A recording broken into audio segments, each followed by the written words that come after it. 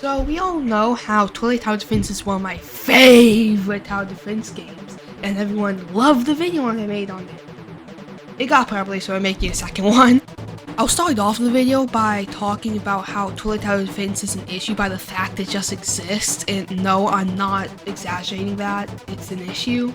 But then I'll also be comparing its horrific gameplay and other aspects to Tower Defense X, which is a much newer tower defense game with a tenth of the player count, so yip yip hooray! Starting off with why the game is an issue, the game has 50,000 players, and it oftentimes gets to 100,000 or even 150,000. The dev makes millions of dollars, I'll do a little bit of math soon, but the dev makes insane amount of money for this game that's horrific. What's the point of even trying to make your own game? Or heck, even a good one, if Skip the Toilet gets millions of dollars? That's just garbage. That's not how this should work. With the statement on how Talentic is a multi-millionaire, with Roblox DevX, you can convert about 3 Robux into 1 cent. Now, since Talentic has over 1 billion Robux, you can get about $3 million per 1 billion Robux. This is just crazy, and this game makes $3 million, maybe even more, within like less than a year. Now that I finished my small rant, it's time to get to the gameplay. Now before we even start comparing, we have to look at the power creep of this game, and oh my god, is it horrific. Now, power creep usually refers to a time where, let's look at an example. This unit costs $600 and deals 2,500 damage a second. This unit costs even more but only deals half the damage per second. There's no point in using the second unit either, because units in this game don't have any special abilities. The only stat that really matters is damage a second. Some units have splash, but the enemies don't really crowd together enough to make it useful.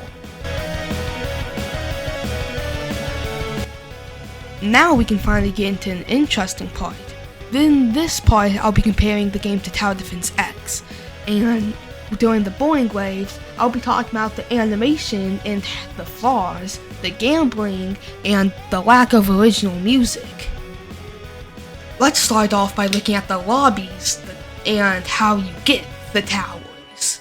So, in Tower Defense X, the lobby is detailed and the graphics are good, and there's many maps to choose from, and you get the towers from not gambling, but instead getting them yourself, where you are guaranteed. In Twilight Tower Defense, the lobby kinda looks like trash. There are not many maps, like 7 or so, and the only way to get towers is to gamble.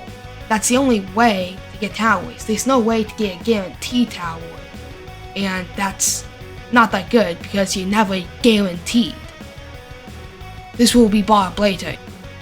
Now, the beginning of either game is always just going to be insanely boring, so let's just start off on wave 6 just to get the video going. In Tower Defense X, I have to balance farming and early game defenses to make sure I don't die, and in Tower Defense, I am scrolling through Discord because there's nothing to do. Skipping a few waves to wave 10, in Tower Defense X, we have the tough enemy of a knight with over 1,000 health, and a grenadier in the back constantly spawning enemies that we have to take care of. In Tower Defense, there are no special enemies. Like, nothing special happens, it's literally just more enemies that you can easily deal with. So boring. On wave 15 of Tower Defense X, we get a bullet resistant enemy. This makes us use different towers. For example, if we use something like Juggernaut, we'd have to problem because, well, bullets. But with something like Laser Gunner, we don't have that issue. In wave 15 of Twilight Tower Defense, nothing new happens. In wave 20 of Tower Defense X, we have these nuclear enemies along with multipliers. The multipliers will multiply the enemies, but thankfully due to farming, we have enough money to take care of it. Just to show how boring Toilet Tower Defense is, I'm literally just gonna show all of Wave 20. Nothing special happens. I literally just spend most of it just sitting around. No strategy, just sitting.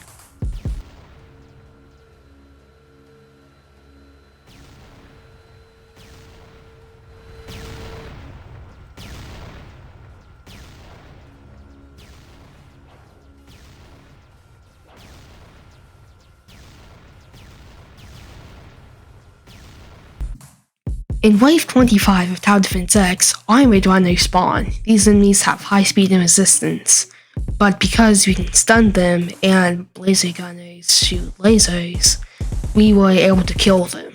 In Tower Defense, we get a whole lot of nothing.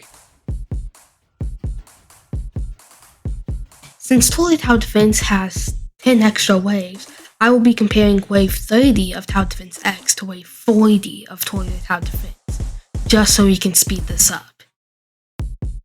In Tower Defense X, we have a tough group of enemies. 3 predators spawn. These things have insanely high health and can kill towers. Fortunately though, I can just summon crap ton of planes to kill them. You may think that this is unbalanced, but these planes are actually insanely expensive in round rewards. So it's probably not worth it either. I was just showcasing it for the video. In Wave 40 of Tower Defense, there is no threat. All of our towers are stun immune, and stun is the only thing enemies do, so these enemies just start moving at random. So it's just a free kill, it just takes forever, pretty boring, no actual threat. I literally just sit here the whole time.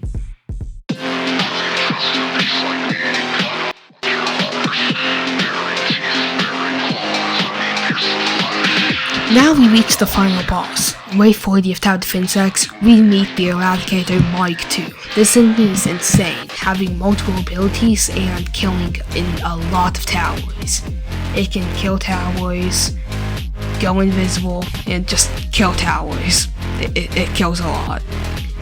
After taking enough damage, it has a rage screen which kills all towers, revives, and then it starts to go faster and deal more damage. Fortunately though, at this point with enough farms and stuff, we do have enough warships and even a maxed out one that we can take out this huge threat.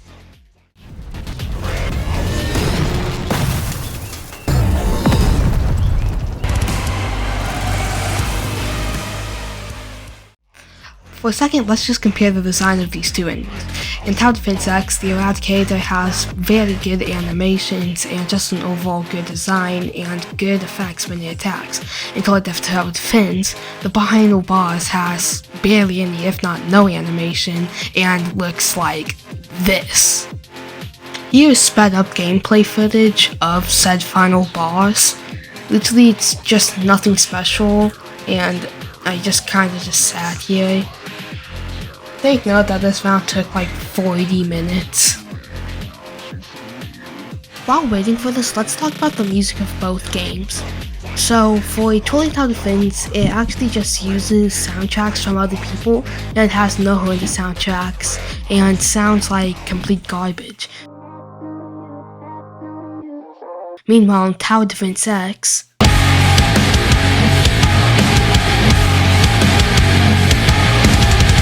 as a wrap up to this video, I'll be talking about child gambling. Tower Defense hides said child gambling by saying that you can get the gems for free. Now, crates can cost up to 500 gems. This is kind of expensive, but if you want to get it for free, it's going to take about a month of grinding just to get one crate with a very low chance of getting something good. Thanks for watching the full video. Most people just click on, leave a comment because they love Skibidi Toilet and then continue without actually watching it. I will probably not be uploading for a while, but I never really did upload. Just thanks for watching. Link to part 1 in the description.